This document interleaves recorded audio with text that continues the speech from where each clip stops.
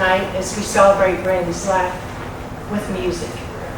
If you're part of our family, you know that Randy never really changed much. And if you're one of his long cousins, you know that. He always was interested in sports, music, and politics. If you worked with him, you know he came prepared. And he was going to do that job better than anybody else. If you were a coach with him, it was very important to win, but it was more important to be a good sport. And if you couldn't be a good sport, you weren't going to be on his team. If you were part of this music world, then you know that he was a really good storyteller and never stopped writing music. I mean, never stopped writing music. I find lyrics everywhere. He was born on April the 27th, 1959 in New Kensington, Pennsylvania. That's near Pittsburgh. And he grew up with his younger brother, Alan, and his cousins, a really close-knit circle of cousins, and that bond has never been broken. And at that time, he became a real big Pittsburgh fan. Steelers, Pirates, Penguins.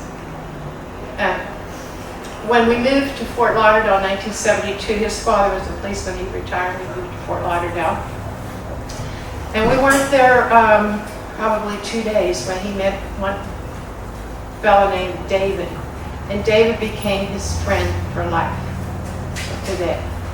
And another friend was Phil. And those two just stayed friends. And Phil lives up here, so he was able to come visit us.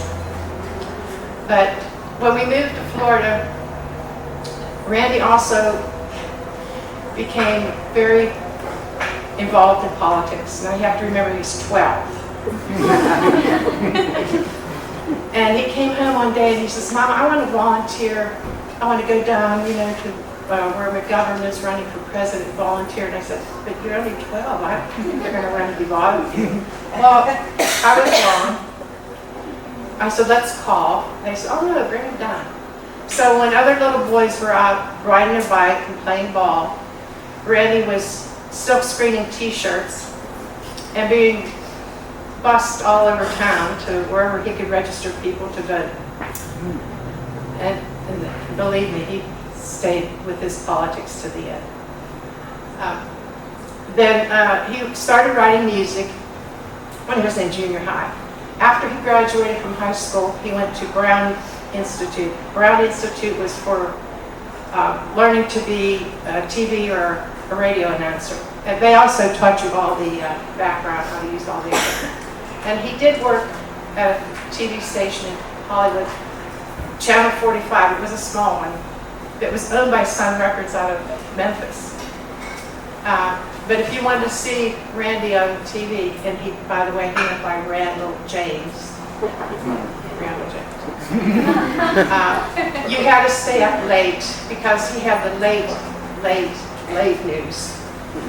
And later on, he worked for the city of Fort Lauderdale. And then he worked for a company named Bouchard. And Bouchard was out of France. They manufactured all kinds of diving equipment.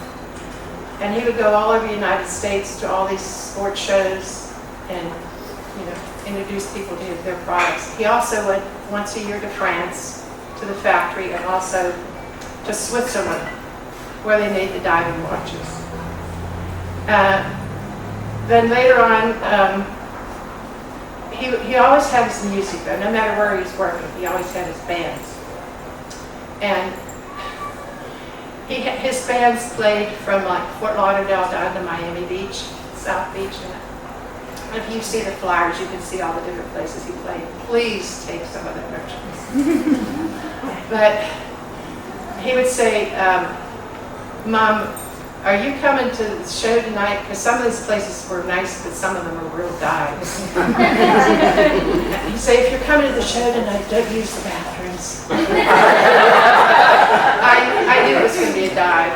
Right, John? Don't use the bathrooms. So, anyway, then later on, he had 3 different bands that I could, probably more, but only 3 I really remember those. The Stand Still Dance Band, Spanish Dogs, and Johnny Tonight. And then when he moved up to North Carolina, he went back to college. He went to Southwest University, graduated with honors. And then he went to work at Hawthorne Heights, which he loved. He loved working with all the young people because he had such a background of, he'd been through so many different things. He could really relate to younger people. And then he started with another little band named JR Jr. J is for Jason, who's here, and R is for Randy. The last 4 months, he was really lucky because a lot of people came to visit him from everywhere.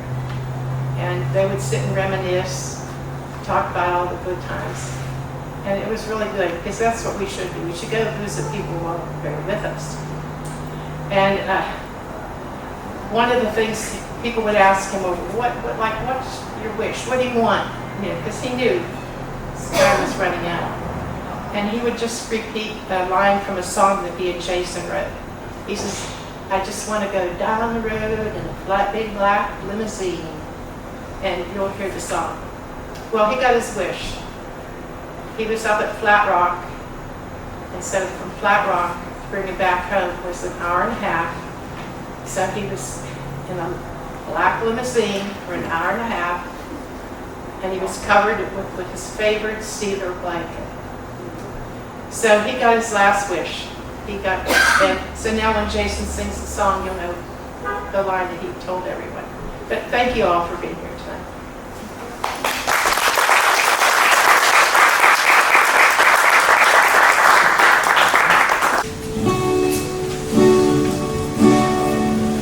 When they come for me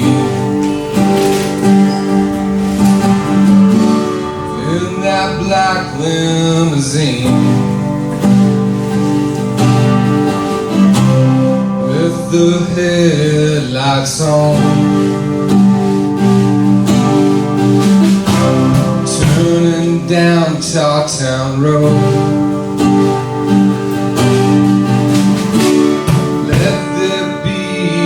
no tears. I hope the rain clears. Maybe they'll have a yellow umbrella for you.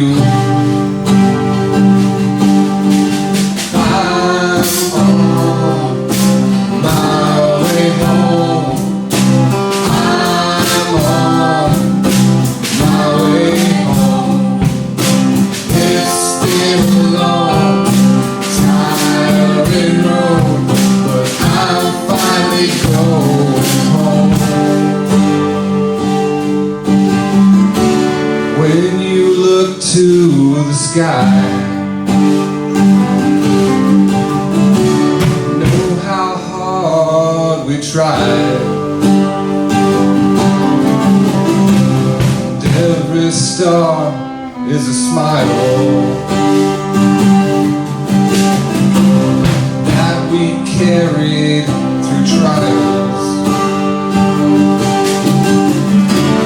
And the war will be over, but not every soldier gets to come home. Some are left alone.